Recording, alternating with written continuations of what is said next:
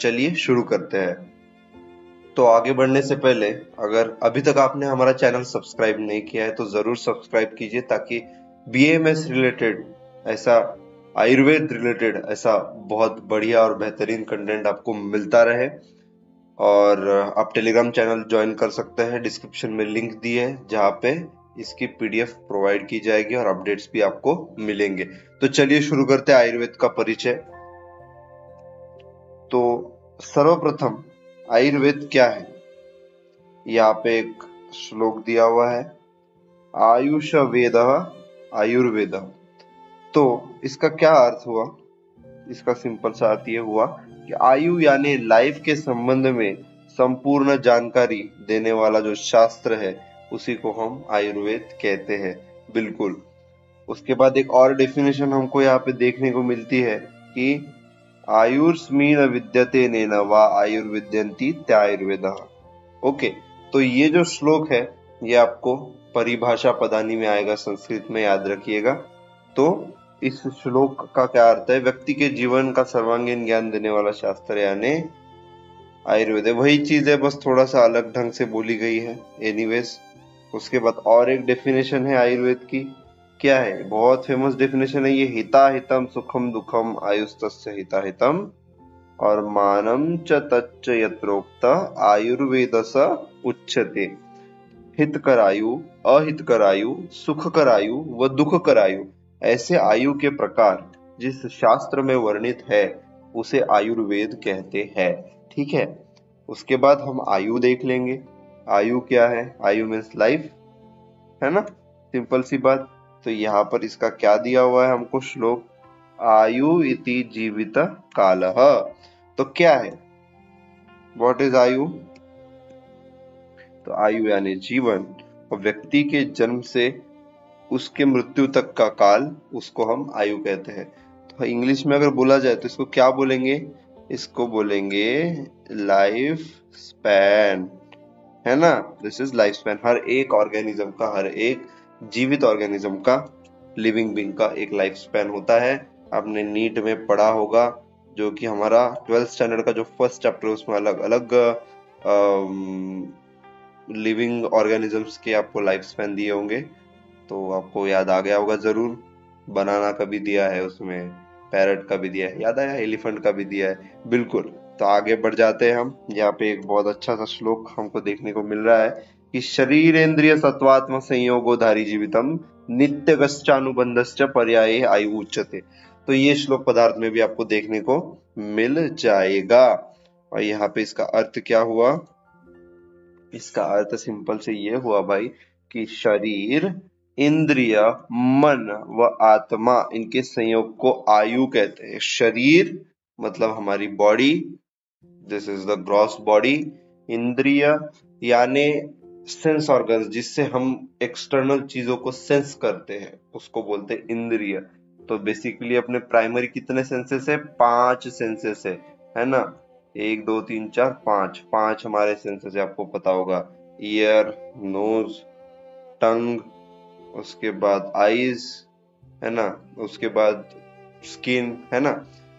उसके बाद मन और आत्मा। अब ये आपको अभी समझेगा नहीं, ये जब हम मन द्रव्य चैप्टर में पढ़ेंगे पदार्थ में, और आत्मा भी जब हम द्रव्य चैप्टर में पढ़ेंगे पदार्थ विज्ञान में, तभी आपको ये कंसेप्ट बिल्कुल क्लियर होंगे। लेकिन अभी के लिए आप बस इतना ही याद रख लीजिए कि मन और आत्मा है, बस। शरीर इंद्रिय आपको समझ गया, आगे आपको मन आत्मा भी समझ जाएगा। तो यहाँ पर ये डेफिनेशन क्या बोलती है कि जो है शरीर, इंद्रिय, मन व आत्मा, इनके संयोग को क्या कहते हैं? आयु कहते हैं। ठीक है। अब अगर कोई तुमको पूछ ले कि जो है आयु के, आप क्या बताइए? पर्यायवाची शब्द बताए। पर्यायी शब्द मतलब क्या बोलते हैं उसको? सिनोनिम बोलते हैं। बिल्कुल। क्या बोलते हैं? सिनोनिम बोलते हैं। तो क्या क्या है? क्या क्या है? सामने इधर एकदम स्पष्ट लिखा हुआ है, धारी, जीवित, नित्यग व अनुबंध। यह क्या है? आयु के पर्यायी शब्द है। तो सबसे पहला जो लाइन है श्लोक का, इसमें इतना बोला है कि शरीर, इंद्रिय, सत्व यानी मन, यहाँ पे ये चीज गौर करने जैसी है, सत्व यानी मन, आत्म, आत्म मतलब आत्मा, ये रही हमारी आत्मा। बिल्कुल। संयोगोधारी जीवितम, संयोग मतलब इनका कॉम्बिनेशन, इनका संयोग, इनका परस्पर संयोग, ये जब एकत्रित आते हैं ना तो दैट इज जीवितम। मतलब इनके संयोग को क्या कहते हैं? आयु कहते हैं। उसके बाद नित्यगश्चानुबंधस्य पर्याय आयु उच्यते। दूसरे लाइन में आयु के पर्याय हमको बताए हैं, जैसे नित्यग है ना, उसके बाद अनुबंध है, उसके बाद जीवित है। अब यहाँ पे नित्यगश्चानुबंधस्य, यहाँ पे नित्यग अनुबंध पूरे नहीं दिए हुए हैं। देखो, हाँ यहाँ पे देखो धारी मिल गया, देखो धारी है यहाँ पे। उसके बाद जीवित, ओके जीवित मिल गया, जीवित भी मिल गया। वो नित्यक, नित्यक भी मिल गया। और अनुबंध की बात करें तो अनुबंध, देखो अनुबंध यहाँ पे मिल गया। तो सारे के सारे पर्याय है। और बहुत बढ़िया सा श्लोक है, चरक सूत्रस्थान 1/42 का ही है। तो ये बहुत ज्यादा, हाँ बहुत ज्यादा यहाँ पे पेन से ये हो गया है। एनीवेज आगे बढ़ जाते हैं। अब उसके बाद आता है हमारा क्या, आयुर्वेद का जो है प्रयोजन। क्या आ जाता है? आयुर्वेद का प्रयोजन, बहुत इंपॉर्टेंट और सबसे इजी क्या है? यह स्वास्थ्यस्य स्वास्थ्य रक्षणम, आतुरस्य विकारम प्रशमनम च। तो क्या है? स्वास्थ्यस्य स्वास्थ्य रक्षणम, आतुरस्य विकारम प्रशमनम च। तो क्या है देखते हैं यहाँ पर। तो आयुर्वेद के यह द्विविध ध्येय है। कितने ध्येय आयुर्वेद के? 2 ध्येय है। कौन सा? पहला ध्येय है कि स्वस्थ व्यक्ति के स्वास्थ्य को निरंतर बनाए रखना। उसी के लिए हमको दिनचर्या, ऋतुचर्या, हमारे प्रकृति के हिसाब से हेतु आहार विहार सेवन करने हैं। और कोई भी गलत चीज नहीं करनी है जिससे कि हमारे बॉडी का बैलेंस बिगड़ सकता है या फिर बिगड़ जाए। ठीक है।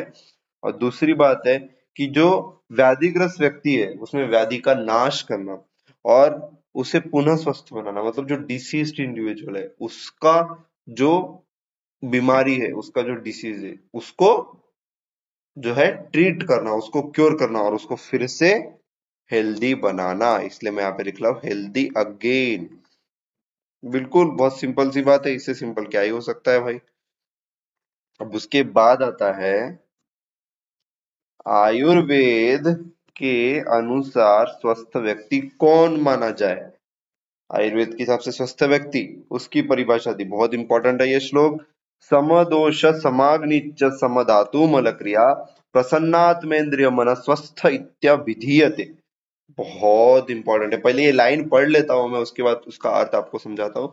कि आयुर्वेद के अनुसार स्वस्थ व्यक्ति वह होता है जिसके दोष सम हो, अग्नि सम हो तथा धातु एवं मल क्रियाएं सम अवस्था में चल रही हो और वह मन से इंद्रियों से प्रसन्न व सुखी हो। बहुत सिंपल सी बात है कि आयुर्वेद के अनुसार स्वस्थ व्यक्ति किसे माना है? वह जिसकी दोष धातु मल क्रियाएं सम अवस्था में है। इसका अर्थ ये है कि उसके दोष धातु मल बैलेंस्ड है, वो उनकी प्राकृतिक क्रिया कर रहे हैं, अच्छे से काम कर रहे हैं और शरीर को स्वस्थ बनाए रख रहे हैं। लेकिन इसके साथ साथ ही दूसरा जो लाइन है, प्रसन्नात्मेन्द्रिय मन स्वास्थ्य इत्यभिधीयते, मतलब इसके साथ साथ जो है वो पर्सन, वो इंसान मन से, अपने इंद्रियों से जो है प्रसन्न, हैप्पी और सुखी हो, अंदर से सेटिस्फाइड हो। तो ये क्राइटेरिया आयुर्वेद के हिसाब से एकदम बढ़िया क्राइटेरिया है। ये क्राइटेरिया जो भी फुलफिल करेगा वो होगा हमारा स्वस्थ व्यक्ति। ठीक है।